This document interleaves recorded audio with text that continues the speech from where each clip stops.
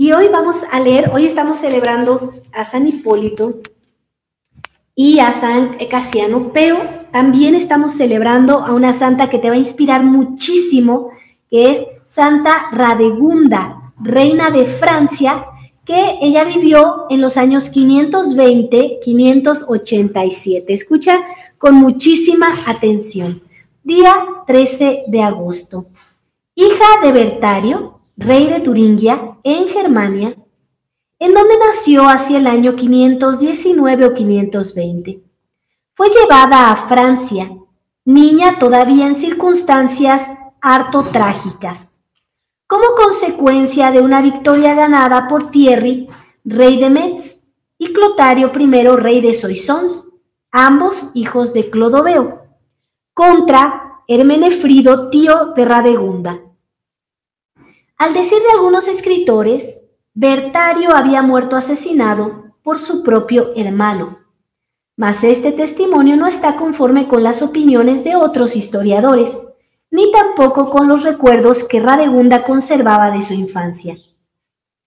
Para la princesa, ¿había sido acaso Clotario el asesino de su padre? Lo que aparece fuera de toda duda es que cuando la derrota de Hermenefrido tenía en casa a su sobrina, la cual fue hecha prisionera de los vencedores. Clotario, que desde un principio había puesto los ojos en la joven cautiva, se la adjudicó a sí propio en el reparto del botín y le señaló residencia en el castillo de Aties, del actual obispado de Soissons, en espera de ocasión oportuna para desposarse con ella. Independientemente de los relatos, que son muy confusos, que nos legaron los hagiógrafos e historiadores antiguos sobre sus primeros años, se han podido obtener algunos detalles precisos acerca de la vida de la santa posteriormente a su llegada a la Galia Franca.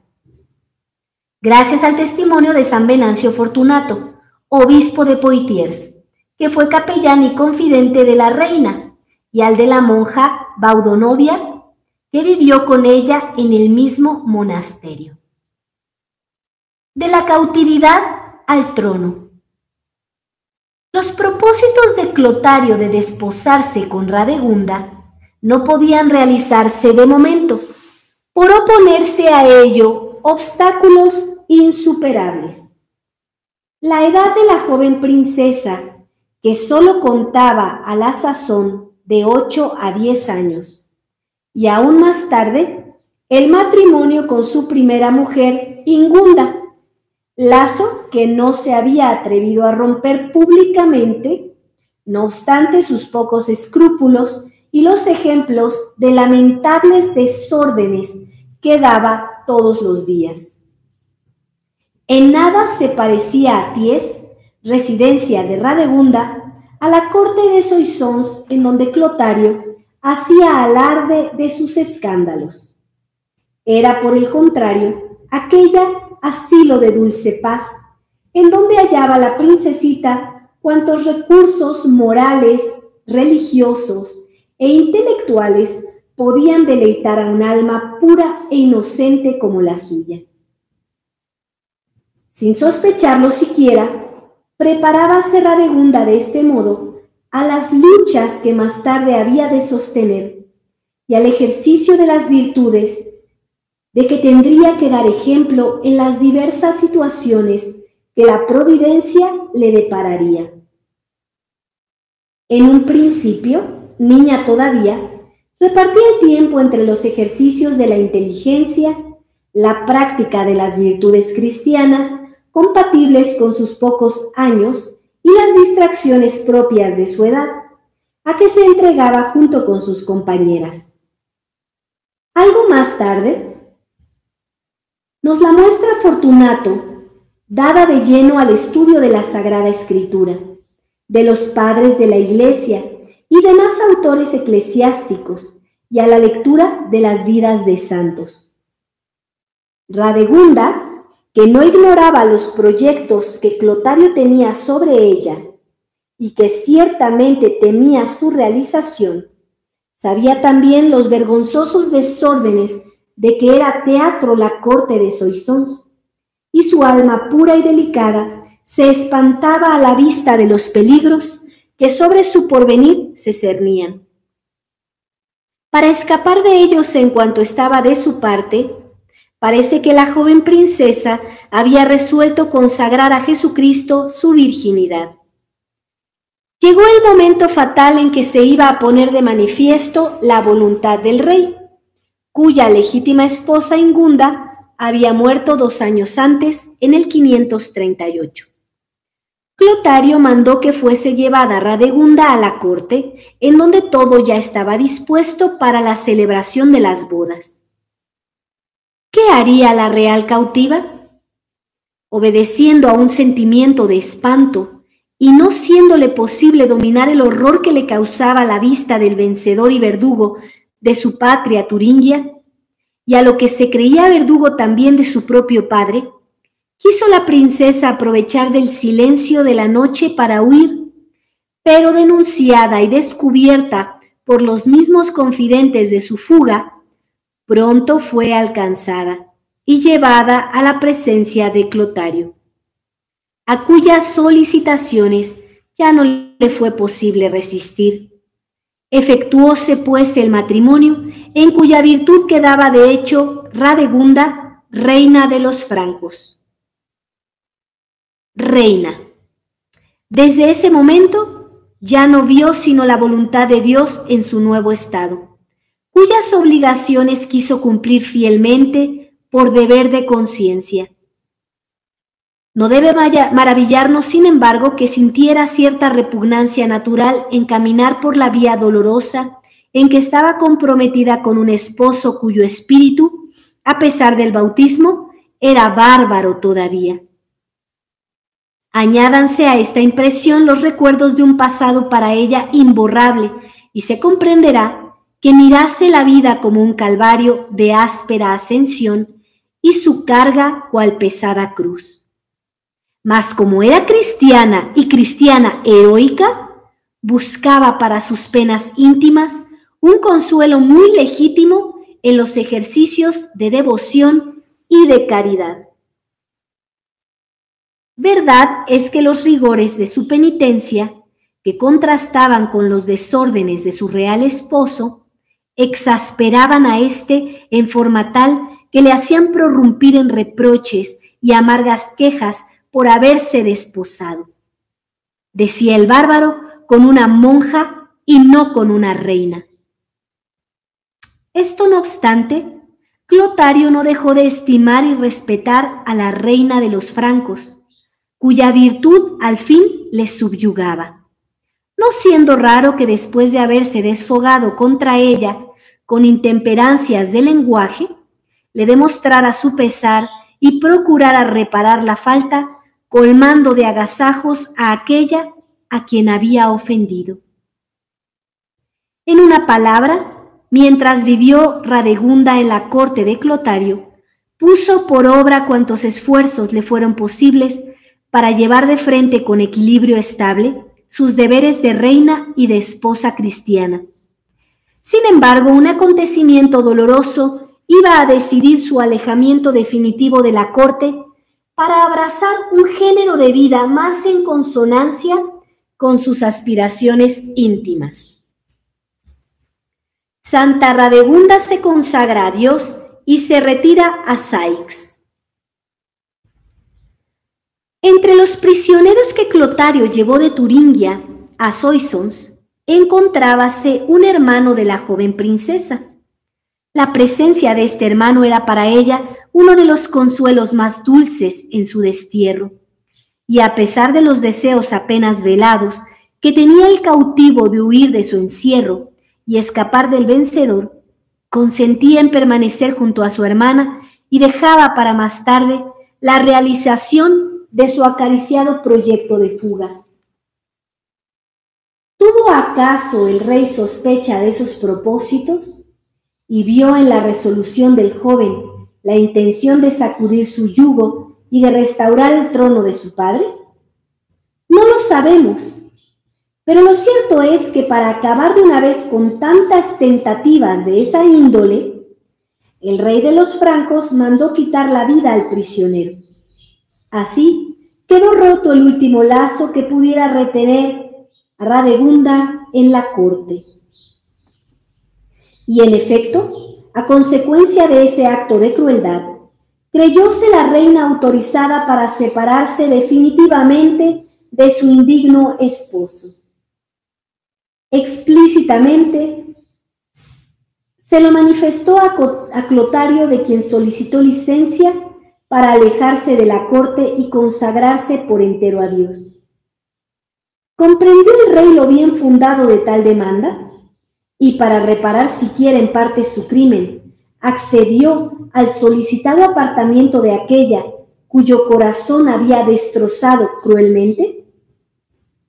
Puede creerse, puesto que él mismo recomendó a Radegunda al obispo de Noyons, San Medardo, para que la admitiese conforme con sus deseos, en el número de las diaconisas, institución que remontaba a los primeros tiempos de la era cristiana y que había de desaparecer definitivamente de la Iglesia Católica en el siglo XII. Aunque no se trataba con esto de pronunciar sentencia de divorcio que la ley divina declara imposible entre cristianos, resistíase el Santo Pontífice a sancionar esta separación canónica, pero la reina se metió intrépidamente en la sacristía de la iglesia donde se hallaba, cortóse el cabello, echóse a sí misma el velo y de esta guisa se presentó luego al santo prelado que estaba delante del altar, y con lágrimas en los ojos le suplicó que no le dilatara el consuelo de consagrarla al servicio de Jesucristo, que le había hecho la gran merced de escogerla por esposa. Prendado el santo de aquella resolución, consintió por fin en imponer sobre ella las manos y consagrar de este modo el acto de renuncia al mundo. Mas renunciar al mundo y consagrarse a Dios no significaba todavía para Radegunda, propiamente hablando, el ingreso en la vida religiosa. A ella se dispondrá antes con el retiro y con el ejercicio en grado heroico de las obras de misericordia, tanto espirituales como corporales, que acabarán de afinarla espiritualmente. Así pues, a la práctica de las virtudes religiosas se dedicará, aunque permaneciendo todavía en el mundo. Al contraer matrimonio, Clotario dotó a su esposa con diversas quintas de recreo, entre las que mencionaremos Atiés y Saix. Esta última es la que escogerá Radegunda para su retiro. Luego de despojarse del Fausto de sus vestiduras reales en beneficio de las iglesias y de los pobres, conforme al consejo de Jesucristo. De camino para Saix visitó sucesivamente los santuarios más venerados de la región, Orleans, Tours y el sepulcro de San Martín, a cuya sombra Santa Clotilde habrá de acabar sus días. En este último sitio fundó Radegunda un monasterio para varones. Más tarde encontramos a la Santa Reina en Candes, luego en Chinan, residencia de un piadoso ermitaño de Bretaña, de nombre Juan, que será para Radegunda auxiliar precioso y guía espiritual de su alma, y finalmente en Saix. Numerosas y variadas fueron las obras de caridad que en estas diversas etapas practicó, eligiendo con preferencia la más trabajosa y repugnante a la naturaleza.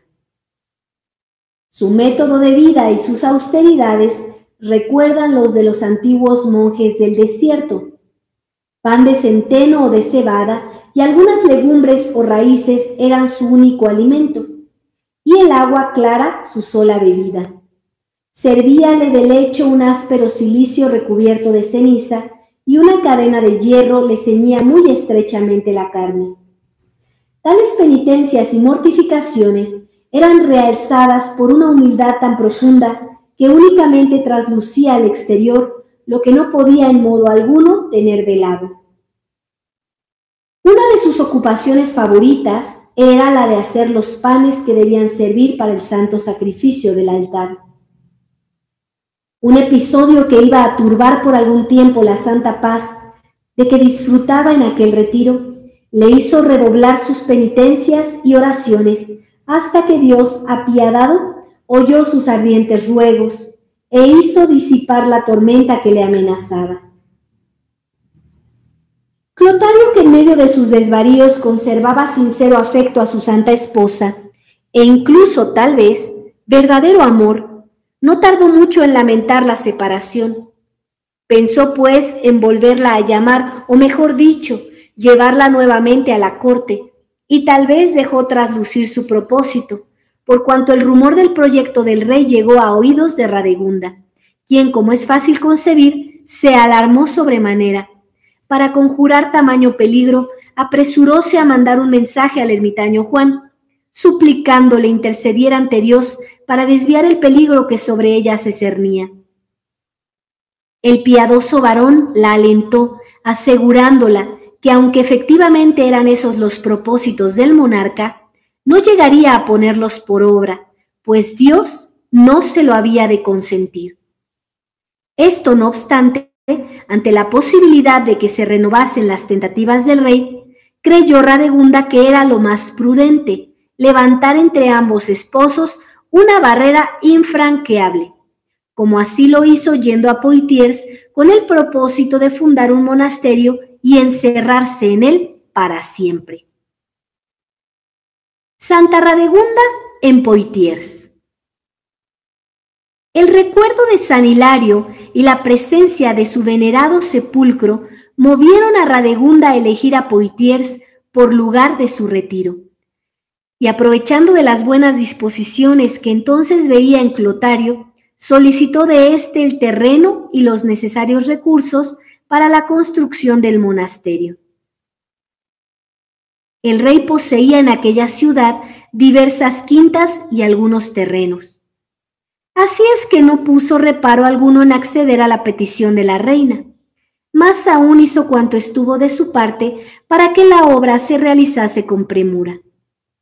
Rápidamente se levantaron pues los muros del nuevo monasterio, que puesto bajo la advocación y amparo de la Santísima Virgen María, había de servir a modo de atalaya, salvaguardia y defensa de la ciudad. En el año de 1909 se descubrió la celda que Santa Radegunda ocupaba en ese monasterio. Para mejor asegurar la perpetuidad del convento, añadiéronsele dos fundaciones: una casa para sacerdotes que atendieran al servicio religioso del monasterio y a las confesiones de las monjas, y un cementerio para sepultar a las mismas. Como quiera que las leyes romanas todavía en vigor en aquella época no autorizaban la inhumación en el recinto de las ciudades, erigió entre las murallas y el río Klein una iglesia a la que atendían los capellanes del monasterio. Circundábala el cementerio de las religiosas. Terminadas las construcciones, la piadosa princesa tomó posesión de su nueva morada, en la que entró a pie y seguida de numerosas doncellas que pertenecían a las familias más nobles del reino. No menos de 200 contábanse al morir la fundadora. Inmensa muchedumbre atraída por ese espectáculo, raramente visto, asistió a la bendición e inauguración solemne, y cuando terminadas las ceremonias, las puertas del monasterio se hubieran cerrado detrás de las nuevas religiosas. Radegunda, olvidada de su título de reina y fundadora, no quiso admitir en adelante otro que el de humilde sierva de las esposas de Jesucristo. Hizo nombrar superiora de la nueva comunidad a una doncella llamada Inés, que había sido dama suya, y púsose muy gustosa bajo su dirección. Este nombramiento fue ratificado por la Iglesia en la persona del obispo de París, San Germán, quien fue a Poitiers para desempeñar una misión muy delicada. Pesaroso una vez más el rey Clotario de haber consentido el retiro de su esposa, abrigaba el propósito de conducirla nuevamente a la corte, a cuyo efecto emprendió como penitente la peregrinación al sepulcro de San Martín de Tours, pero en realidad con la aviesa intención de arrancar a Radegunda de su retiro y llevársela consigo, de grado o por fuerza. Noticiosa de todo nuestra santa, acudió a sus ordinarias defensas, la oración, el ayuno y la penitencia, para conseguir de Dios que mudase el ánimo de Clotario, y envió un mensaje al santo obispo de París, que acompañaba a Clotario, para suplicarle le desviase de su pensamiento sacrílego. Espantado de las consecuencias que pudiera acarrearle su desdichado intento, el rey abandonó el proyecto y se legó a San Germán para que fuese a Poitiers a solicitar de la reina el perdón de su propósito y la ayuda de sus oraciones. Esta fue para Radegunda ocasión propicia de recabar del santo prelado que se celebrase la solemne bendición de la abadesa. A esta ceremonia acudió gran número de prelados. También los intereses temporales del monasterio reclamaban la solicitud de la fundadora y a ellos atendió con cariño. A tal efecto confió a San Venancio Fortunato la administración de los bienes del convento, que merced a las liberalidades de los reyes y de los señores habían llegado a ser considerables. Las altas relaciones que había conservado en Francia permitieron a Radegunda intervenir en diversas circunstancias cerca de los reyes y de los príncipes francos y conseguir el cese de las discordias que entre ellos existían. Este papel de pacificadora le mereció en la historia el título de Madre de la Patria. Arreglado que hubo los asuntos exteriores y tranquila ya en su retiro, no puso límites al fervor de su alma. Las penitencias a que se entregó espantaban aún a las religiosas más robustas. Llevaba de continuo un cilicio armado con puntas de hierro. Prohibióse para siempre el uso del vino. Su alimento ordinario era un poco de pan de centeno y aún de este se privaba los días de ayuno, en los que se sustentaba solo de raíces crudas. Por cama usaba una estera extendida sobre unas tablas, y su sueño nunca pasaba de 2 horas. No pareciéndole bastante el cilicio para macerar su cuerpo, se apretaba fuertemente a la cintura una cadenilla con puntas de alambre que hinchaba la carne y se metían dentro de ella en forma que fue menester hacerle una dolorosa incisión para arrancársela. Devoción de Radegunda a las santas reliquias y en especial a la Santa Cruz. El insaciable deseo que tenía de mortificarse crecía al paso que su amor a Jesús crucificado.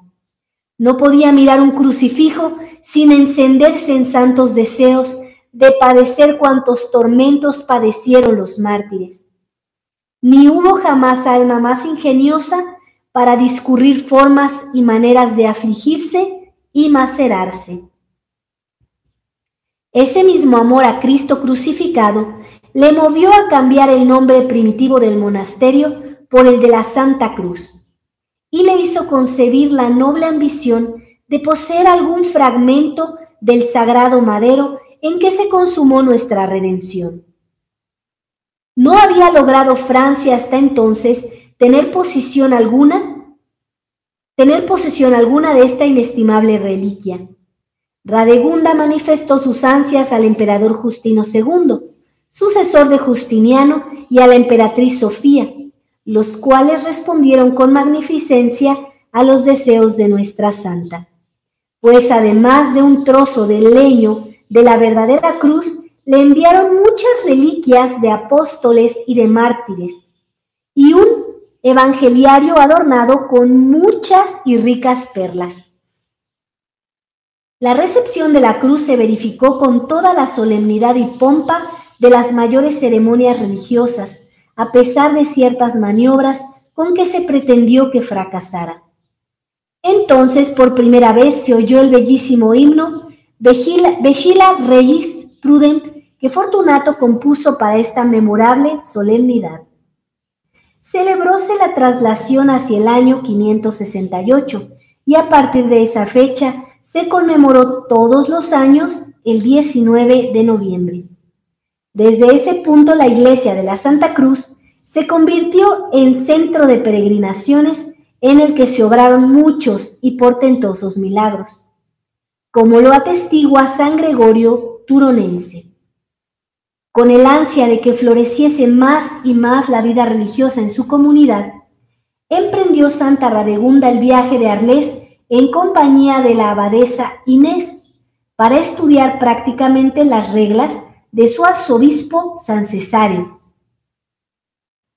que él había establecido en el monasterio de su hermana Santa Cesaria y las adoptó para su querido monasterio de la Santa Cruz.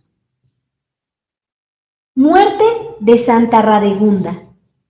Mucho tiempo hacía que las grandes penitencias de nuestra santa tenían quebrantada su salud, cuando el Señor quiso premiar vida tan pura y mortificada. Apareciósele visiblemente Jesucristo y colmándola de aquellas dulzuras inefables que son como una muestra o destello de los goces de la gloria, le dio a entender que estaba muy cercana a su muerte. La piedra en que se apoyaba el divino Salvador conservó milagrosamente la huella de su pie y aún hoy día se venera en Poitiers en la iglesia dedicada a Santa Radegunda. Tras breve enfermedad, el día 13 de agosto de 587, entre el llanto y los sollozos de sus queridas hijas que rodeaban su lecho, apagóse dulcemente la santa monja, cuya alma inocente subió al cielo a recibir el digno premio de sus ilustres virtudes. Fue inhumada con gran solemnidad en la iglesia de Santa María, extramuros hoy de Santa Radegunda. Los muchos milagros que se obraron al trasladar su cuerpo y sobre su sepulcro atestiguaron muy presto la santidad de la reina de los francos. Sus preciosos despojos se conservaron en el lugar mismo en que habían sido inhumados hasta el siglo IX, pero las incursiones de los normandos en esa época hicieron temer fueran profanados, por lo cual se les trasladó por algún tiempo a San Benito de Quincay, cerca de Poitiers, de donde volvieron algo más tarde a la iglesia de Santa Radegunda. El 28 de marzo de 1412, el duque de Berry, conde de Poitiers, mandó abrir el sepulcro a pesar de los 825 años transcurridos, yacía el santo cuerpo perfectamente incorrupto. Las sagradas reliquias no pudieron salvarse del furor e impiedad de los hugonotes, quienes las quemaron en su basílica en el año 1562. Esto, no obstante, se pudieron recoger algunos fragmentos que, encerrados en un arca de plomo, se colocaron nuevamente en el sepulcro de la santa, que la misma Revolución Francesa de 1789 parece haber respetado.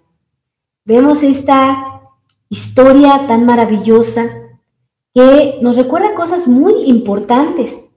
Por ejemplo, qué importante es la oración, el ayuno y la penitencia para conseguir de Dios cualquier milagro, cualquier conversión, la santidad, oración, ayuno y penitencia. Esta es una gran respuesta. Ayer una persona me preguntaba qué más podía hacer por un familiar a quien quiere muchísimo y que está siguiendo prácticas sumamente peligrosas, como la adoración de la mal llamada Santa Muerte, que es algo peligrosísimo, o los tatuajes. todas estas cosas que te van entregando y consagrando a Satanás? Y miren la respuesta: oración, ayuno, penitencia. ¿Cómo es que estoy mortificándome? ¿Qué estoy haciendo para que esto se vea posible? ¿Qué estoy haciendo para que Dios me conceda estas conversiones que tanto estoy suplicando? Es muy importante probarle a Dios tu amor. Y ahora mismo parece muy difícil todas estas mortificaciones, porque desde 1958, o probablemente antes, que ha visto esta tibieza en la iglesia, pues nos han robado estas vidas. Entonces parece algo imposible, pero no para Dios. Tú puedes comenzar a pedirle a Él que te ayude a alcanzar estos grados de santidad, y poco a poco Él va a irte dando algunas mortificaciones. Es verdad que ahora hay grandes mortificaciones morales, grandes mortificaciones como el deseo de poder comulgar a nuestro Señor todos los días, pero no poder. Hay muchísimas mortificaciones inmensas, pero pídele al Señor que haga su voluntad en ti. Y entonces Él te va a ir propiciando conforme a su voluntad mortificaciones que tú le puedes entregar, que a veces son mucho más difíciles. Ahora yo me encuentro en las direcciones espirituales, muchísimas personas con una impaciencia tremenda. Y el mismo Señor Jesús, hoy que tú le has rezado el rosario, que le has pedido estas mortificaciones, te va a propiciar momentos para que tú ejercites la paciencia, ejercites muchas veces la resignación. Y en todo esto hay que estar siempre mirando a nuestro Señor Jesucristo, porque podría haber una resignación que es falsa y que fomente tu propia pereza o tu propia negligencia. Entonces tienes que pedirle a Él la gracia de esta sabiduría, de este entendimiento, para reconocer que estás caminando verdaderamente como Él lo quiere, al ritmo que Él lo quiere, y que te haga un soldado firme. Vemos una historia no común, una historia donde es cautiva, es presa y se tiene que casar con el que la ha hecho presa. Y después logra, obviamente como una obra divina, ser completamente de Dios. Y cuando uno va viendo todas estas vidas, que el Señor puede hacer lo que Él quiere cuando tú le dejas hacerlo, pues podemos ver grandes milagros, y el Señor no deja de suscitar milagros también en estos tiempos. Así que tú síguele suplicando. Mira, yo te puedo decir el milagro grande que hizo en mi alma. Yo, siendo una pagana, a mis 36 años me llama a la Iglesia Católica y estoy caminando para ser religiosa a mis 42 años. Imagina eso. El Señor siempre va a seguir obrando, y sobre todo en un alma que le quiere corresponder a su amor. Somos grandes pecadores, pero Él puede dejarnos más blancos que la nieve. Haz un buen examen de conciencia. Con mucho gusto, si me contactas en la oficina, más 52 56 12 06 70 32, te puedo obsequiar lo que yo le llamo un kit de confesión general, donde he reunido unas homilías, un libro de San Alfonso María Ligorio para confesarse bien, un examen de conciencia que toca distintos puntos de pecados que a veces desconocemos, porque la iglesia moderna no habla de ellos, al contrario, los defiende, y por eso sabemos que esa iglesia, ¿no?, ya está, ¿no?, corrompida, y por eso nos ceñimos a las enseñanzas de la Iglesia Católica, que es la enseñanza de los santos, de los mártires, de los padres de la Iglesia, de los papas verdaderos. Y entonces, en esa información tú vas a lograr encontrar cómo hacer un buen examen de conciencia. Esto te va a ayudar a tener atención de lo importante que es que acudas a hacer una confesión general con un verdadero sacerdote, con sucesión apostólica, porque de lo contrario no has recibido la absolución. Entonces, cuando uno va haciendo este examen de conciencia, uno se da cuenta de los pecados en los que está el alma. Y bueno, para eso te seguimos invitando 4, 5 y 6 de octubre al retiro que va a impartir Monseñor Rodrigo da Silva, aquí en México, en donde va a haber confesiones generales. Entonces, esto es muy importante. Es el tener pecado en tu vida sin una verdadera absolución, es no estar perdonado de esas culpas. Entonces, tú puedes prepararte con esta confesión y venir a hacer una confesión que cuando tú salgas de ahí, sabes que la promesa de Dios se ha cumplido en ti. Aunque tus pecados sean rojo escarlata, yo te dejaré más blanco que la nieve. Con una determinación de enmendarte con la gracia de Cristo, porque nada podemos sin Él. Si nosotros llegamos a poder algo, es porque Él nos ha dado su gracia. Entonces, nos va a gustar muchísimo recibir tus inscripciones para este retiro. El costo es de 4,500, con todo y los sacramentos, 5,300. ¿A qué me refiero con los sacramentos? Hay gente que desconoce que en 1969 cambiaron los ritos del bautizo y de la confirmación. 2 sacramentos fundamentales para tu vida espiritual. Uno te permite tener todos los exorcismos, ¿sí? No te digo que no estés bautizado, sí lo estás, pero quitaron exorcismos. Entonces imagínate lo que eso puede tener de implicaciones en tu alma. Y el segundo sacramento, que es muy importante, que también invalidaron, entre otros, pero ahorita me voy a concentrar en esos 2, es la confirmación. La confirmación imprime en ti un sello de soldado de Cristo, de firmeza. Esta firmeza que ves en esta reina Radegunda, Santa Radegunda, donde la ves caminando hacia nuestro Señor, y has notado la obra tan rica que se ve manifestada en ella, monasterios, vocaciones. Entonces, esta determinación es impresa por el Espíritu Santo, pero el Espíritu Santo en la confirmación solo puede ser brindada por un obispo legítimo, cosa que ya no ocurre en el modernismo. Entonces, esto es muy importante porque acuérdate que también en 1969 modificaron el rito de consagración de obispos. Entonces, los obispos consagrados después del 69 en el modernismo ya no son obispos, ya no imprimen este sello. Y bueno, bastaría ser ciego para no darte cuenta que esto es verdad. Porque los obispos ya no defienden la fe católica. Porque esos sacerdotes ya no defienden la fe católica. No te hablan del pecado, no te hablan de las postrimerías, no te hablan de ser mártir, no te hablan de ser santo. Entonces, hemos quedado en la indigencia. Y ahora ves puro pagano diciéndose católico. Y tristemente, muchos de ustedes están entre ellos.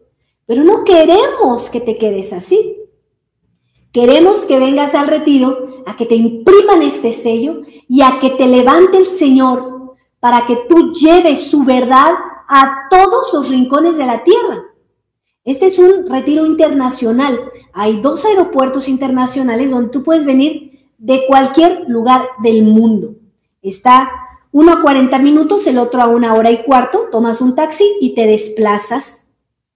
Y hay una central de autobuses y tenemos estacionamiento perfectamente para que traigas tu coche si vienen del interior de la República.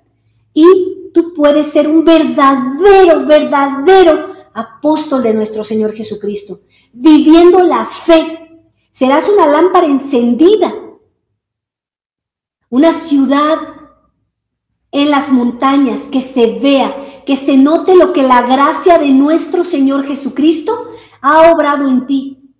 El Señor en estos tiempos quiere seguir derramando sus gracias. Nuestra Madre Santísima suplica a Dios por sus hijos y por su pueblo. Ahora depende de ti que lo quieras recibir. La herencia ya está regalada. Ya nada más es que tú quieras recibirla. Y para ello, previamente hay una formación. Por eso es muy importante que te inscribas ya, porque apenas tenemos el tiempo justo para que tú revises la información que estamos enviando y empieces a comprender por qué es tan importante tu conversión. Estos no son retiros carismáticos de ninguna manera, eso es protestante, porque es un engaño. Tú vas allá y cantas y bailas y sientes bonito, pero nada que vives como santo. Aquí la formación es para que comprendas y tengas un entendimiento de lo que nos han dicho los papas, la Iglesia Católica, y la lleves a cabo. Queremos que seas santo, queremos propiciarte los medios de la Madre para que puedas vivir la fe, practicar la fe. No es suficiente únicamente rezar, no es suficiente únicamente asistir a misa. Tienes que esforzarte por vivir como santo en tu vocación.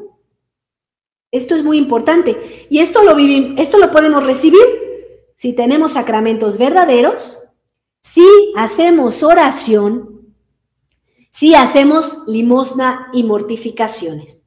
De otra manera, esto es prácticamente imposible, ¿sí? Entonces, esto es muy importante. Mira, yo quiero que comprendas esto. Dice nuestro Señor Jesucristo a Jerusalén: ¿cuántas veces he querido poner bajo las alas de la gallina a mis pollitos? Él te quiere cobijar, Él te quiere resguardar, Él que te quiere dar todas sus gracias. Y solamente Él puede hacerlo si tú cedes a su voluntad. De lo contrario es imposible. Entonces imagínate, tú piensa, ¿qué pasa con un huevo que pone una gallina que no es incubado, que queda frío? Eventualmente se va a morir. Eventualmente pierde la fe. Eventualmente se vuelve un pagano y hasta enemigo de Dios.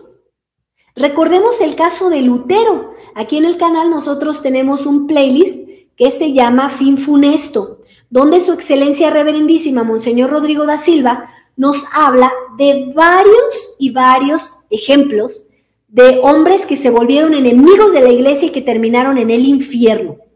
¿Cómo puedes saber esto? Por su fin. En el momento de la muerte tú ves que una persona muere blasfemando de Dios, pues evidentemente fue al infierno. Entonces, Lutero empezó muy bien, amaba la Iglesia Católica y después se volvió en un máximo traidor que terminó en el infierno. Imagínense cómo terminó en los días de su muerte, que en su locura, ¿sí?, terminó comiéndose hasta su propio excremento, golpeando a toda la gente que le quería asistir médicamente. Terminó como un endemoniado. Entonces, nosotros no podemos aceptar nada luterano, evidentemente. Entonces, otra forma de saber que el Vaticano está infiltrado por la masonería, pues es ver cómo Bergoglio metió una imagen de Lutero, mete imágenes de ídolos paganos. Esto es un rechazo total de Dios. Si quieres mirar el video del día de ayer que grabé de Misterio de Iniquidad, Dios es un Dios celoso, ahí explico claramente por qué eso es imposible de hacer. Eso es contra Dios. Y un hereje no puede ser papa de la iglesia. No importa las ganas que nosotros tengamos de que fuera. Ojalá fuera. Bendito sea el Señor. Pero un enemigo de la iglesia, un hereje público, no puede ser amigo de Dios, ¿sí? Entonces, esto es muy importante que entiendas, porque si tú miras que eventualmente puedes volverte enemigo de Dios, si tú no tienes sacramentos verdaderos, doctrina verdadera, no, y no vives como la Iglesia Católica te lo pide, vas a terminar helado, frío, rechazando a Jesucristo, siendo un Judas. Imagínate qué grave es lo que te estoy planteando. Esto no se trata solamente de venir a un retiro. Se trata de recibir una formación, sacramentos que te permitan vivir como un apóstol, como un santo, como un mártir, por amor a Dios, por su gracia. Entonces, nosotros lo que hacemos con esta formación, con este retiro, es incubarte. No queremos que te mueras. Queremos verte un día en el cielo y estar contigo para siempre. Pero tienes que estar en esta incubadora calientita que te forma. Por eso tienes que ser dócil. Por eso tienes que entender las verdades de la Iglesia Católica. Por eso tienes que tener esta docilidad en aceptar que efectivamente hay un enfriamiento en el modernismo y que la Iglesia Católica, que ha resguardado la tradición, está ardiendo. Y tú puedes ser incubada por esta Iglesia Católica y entonces ser santo, porque Dios quiere que seas santo. Entonces, aquí en la descripción del video encuentras nuestros contactos. Te lo vuelvo a repetir, más 52 56 12 06 70 32, para que te puedas inscribir para el retiro y comprendas que te estás jugando la vida eterna. Esta mentira que ha dicho el modernismo de no, Dios salva a todos, Dios es misericordioso, es una mentira que ha infiltrado Satanás, porque lo ha infiltrado la masonería, que son adoradores de Lucifer, para que tú pierdas el cielo.